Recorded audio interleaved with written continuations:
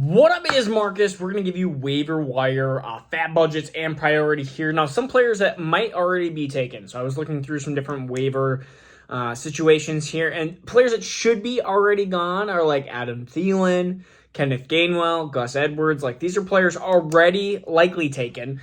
The number one priority pickup is going to be Devon Achane. But if you listen back to previous, last couple weeks, month, Devon Achane is somebody that already should be taken or should have already been gone. I mean, we've talked about him plenty of times, about how when Jeff Wilson got hurt, kind of in the IR, that Devon Achane would be slowly, and now he wants his name changed to Devon Achane. Whatever, I'm going to call him Devon Achane still.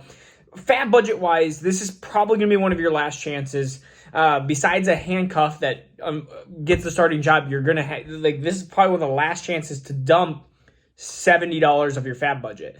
So Devon Achane is one of those guys I'm dumping $70 of my fat, 70, 75. I mean, if you really are desperate, if you're one of those Chubb owners that lost out on Ford or lost out, or if you're a Barkley owner that needs a couple weeks, or even a Jonathan Taylor owner that is struggling, this is the time to get Devon Achane. Fab budget-wise, again, 70 to the whole budget, not the whole budget, but 70 to 95 is that range. I mean, honestly, 70 is minimum.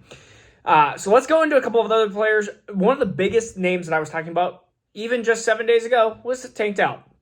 Tank Nathaniel Dell is somebody that I talked about being into that kind of chemistry with CJ Stroud. CJ Stroud was somebody that I also thought was going to have another good game. They are doing a ton of dropbacks. Dameon Pierce, Devin Singletary, they are not getting the work that is necessary.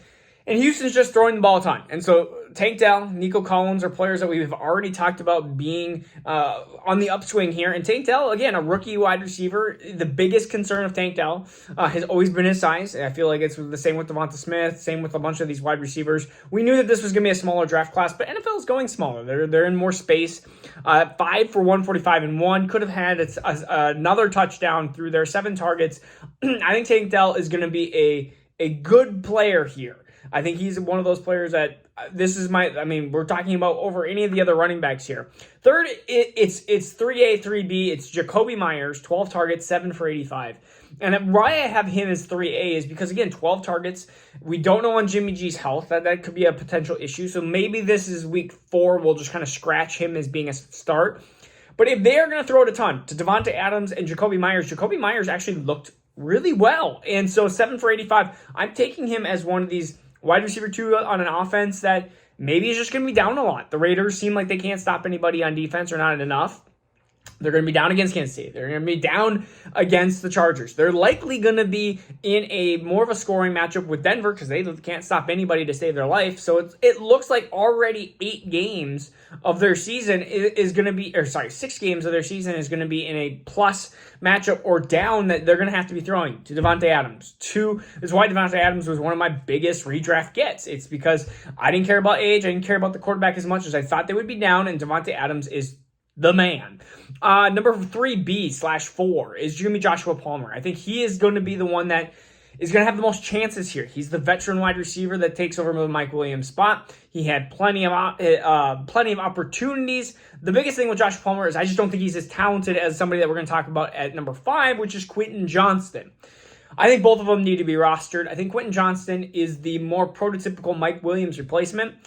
That doesn't mean that he's going to be it, though. I think Joshua Palmer is the one that I think a lot of people are going to go off and get Quentin Johnston. I mean, he is the more talented player.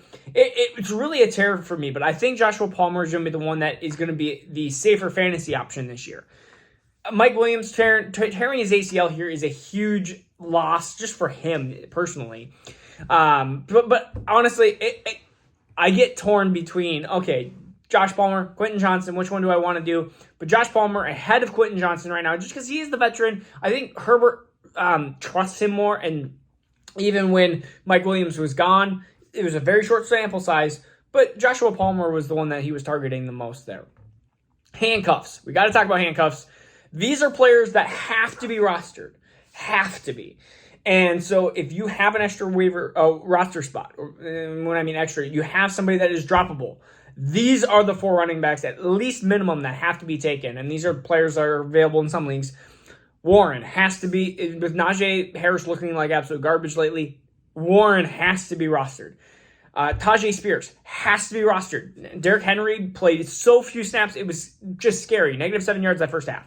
Scary. Tajay Spears might be the receiving back. Tennessee might be down a ton again.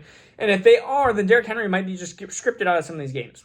Kendre Miller has to be with Kamara coming back. You have to roster Miller, I believe, in all leagues, especially with Jamal Williams in the IR.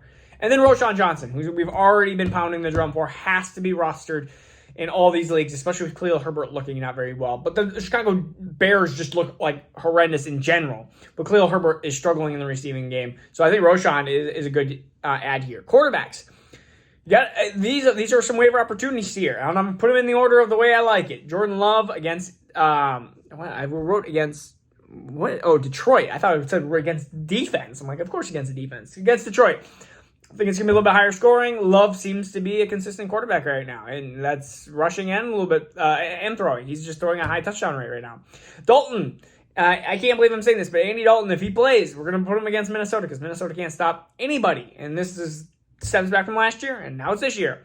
Matthew Stafford against Indianapolis, Brock Purdy against Arizona. Those two are some good potential waiver adds for this week as well. And just one last player to note is if Gus Edwards and Justice Hill are out, Melvin Gordon is a potential opportunity here. Last week it was Tony Jones Jr. This week it's Melvin Gordon. A 1 week potential fill-in, but a potential fill-in nonetheless. And sometimes desperate times called the desperate measures. If you really are desperate, Melvin Gordon might be a sneaky 1 week start until Gus Edwards or Justice Hill comes back. But if one of those are playing, then Melvin Gordon is back to being irrelevant.